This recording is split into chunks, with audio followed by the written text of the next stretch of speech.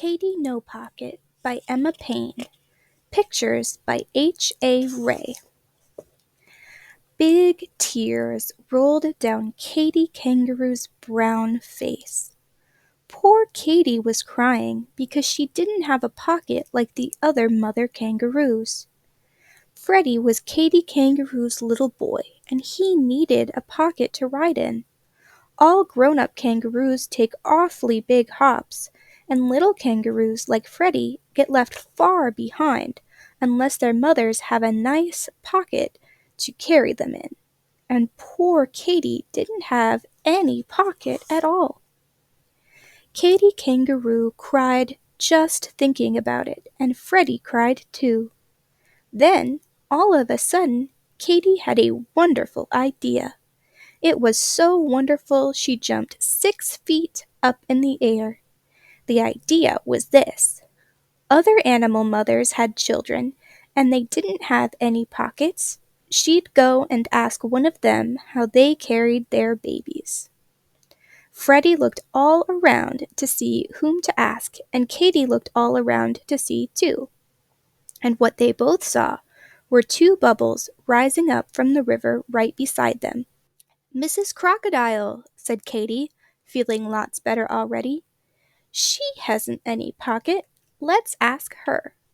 A lot of big, muddy bubbles came up through the water, and then Mrs. Crocodile stuck her head up and opened her enormous mouth and smiled.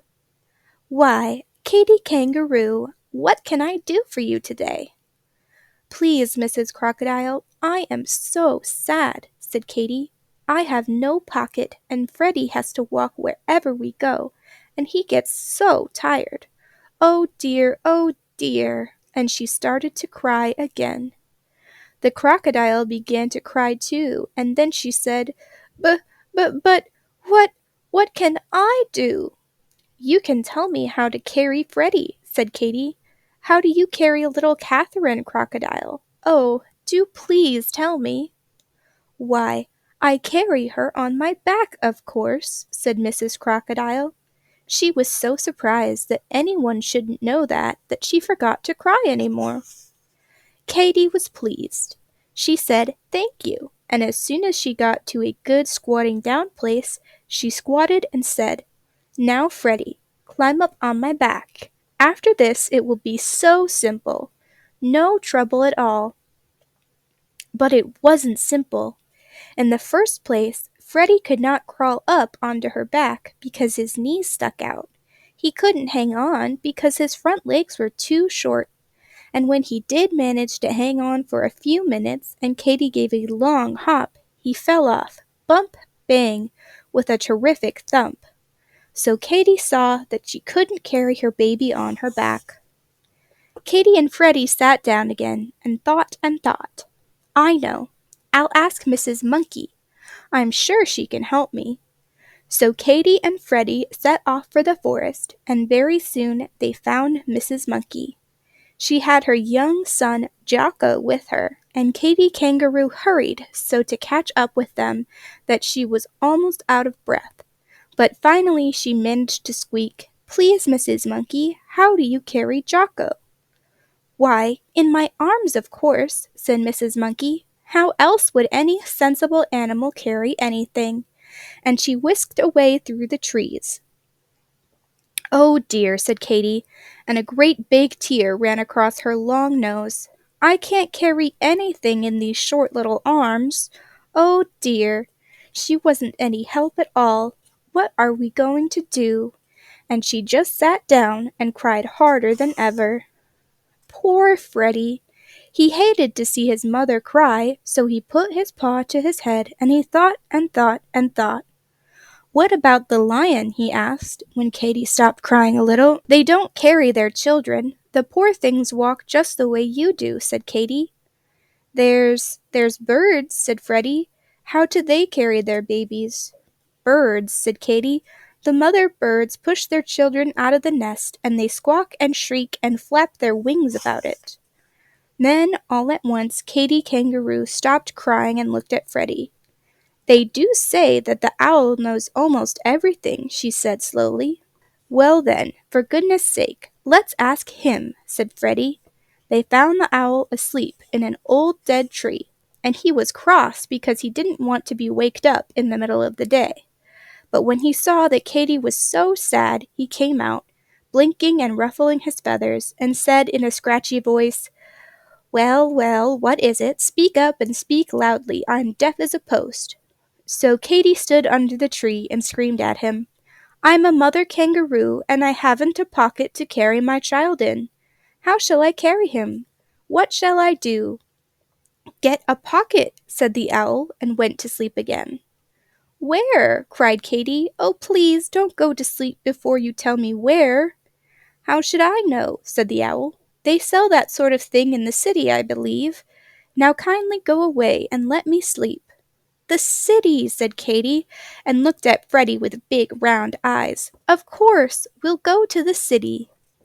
Katy was so excited that she almost left Freddie behind as she went leaping over bushes and hopping along the path, singing in a sort of hummy way a little song she had just made up. "Hippity hoppity flippity floppity, wasn't it a pity? I didn't know it was. To the city I should go." She hopped so fast that Freddie could hardly keep up, but at last they left the woods behind and came to the city, where there were stores and houses and automobiles.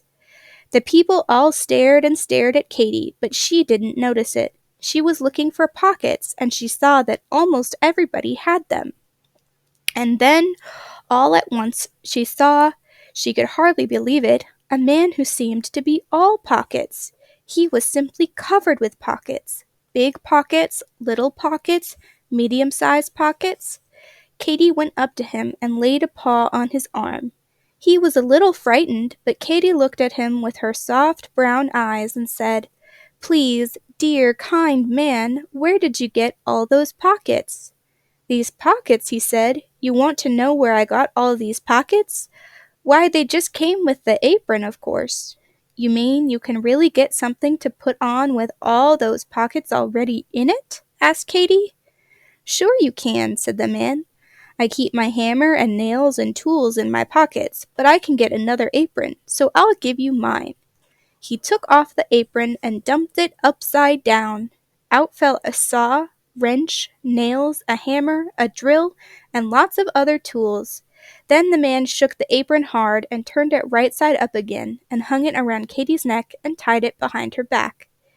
Katy was so pleased and excited and happy that she couldn't speak. She just stood still and looked down at the pockets and smiled and smiled and smiled. By this time, a big crowd had gathered to see what Katy Kangaroo was doing. When they saw how pleased she was, they all smiled too. At last Katy was able to say "thank you" to the nice kind man, and then what do you think she did? She popped Freddie into a very comfortable pocket, and she hippity-hopped home faster than ever before, because of course she didn't have to wait for Freddie. And when she got home, what do you think she did? Well, she had so many pockets that she put Freddie into the biggest one of all. Then, into the next largest, she put little Leonard Lion. Thomas Tortoise just fitted into another pocket. Sometimes she had a baby bird if its mother was busy at a worm hunt. And there was still room for a monkey, a skunk, a rabbit, a raccoon, a lizard, a squirrel, a possum, a turtle, a frog, and a snail.